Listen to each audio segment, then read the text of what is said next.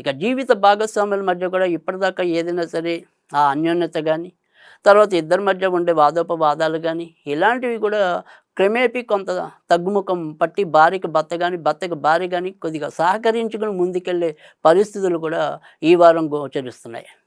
ఇక వ్యక్తిగత ఆరోగ్య విషయంలో మాత్రం ఈ వారం కొంత జాగ్రత్తగానే ఉండాలి.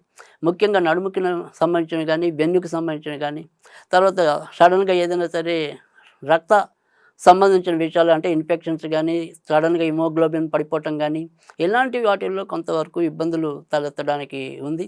ఇక సాధ్యమైనంత వరకు కూడా ఈ వారం మీరు పానీపూరీలకి మరి ఏదైనా సరే పిజ్జాలు ఇలాంటి వాటికి కొంత దూరంగా ఉండటం అవసరం. ఎందుకంటే అవి కూడా మీ యొక్క ఒంటి మీద ఈ వారం ప్రభావం ఎక్కువగా చూపించడానికి అవకాశాలు ఎక్కువగా కనిపిస్తున్నాయి. ఇక మొత్తం మీద చూసుకున్నప్పుడైతే గనక సమీప వారాల్లో మరింత మంచి రాశి అనేది ఏదైనా ఉంటే గనక అది ఖచ్చితంగా వృశ్చిక రాశిగా చెప్పవచ్చు.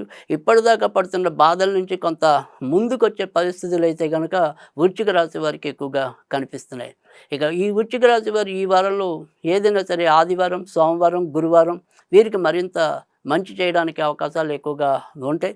ఇక అలాగే ఏదైనప్పటికీ కూడా ఈ వారం వీరు ఏదైనా పూజించాలి అనుకుంటే గనక వీరికి ఎక్కువగా దుర్గాదేవికి సంబంధించిన పూజలు మరింత మేలు చేయడానికి అవకాశాలు ఉంటాయి. కనుక దుర్గాదేవికి మంగళవారం పూట, తర్వాత మరి శుక్రవారం పూట అవకాశం ఉంటే గనక మీరు పులిహార గానీ, మినపగారెలు గానీ నివేదన చేసినట్టయితే గనక మరిన్ని మంచి ఫలితాలు పొందడానికి కూడా అవకాశాలుంటాయి. అలాగే ఓం దుమ్ దుర్గాయ నమః అనేది కూడా వీలైనంత సార్లు చదువుకున్నట్టయితే గనక తప్పకుండా మంచి ఫలితాలు రావడానికి కూడా ఉంటాయి. ఇది ఈ వారం వృశ్చిక రాశి ఫలితాలు.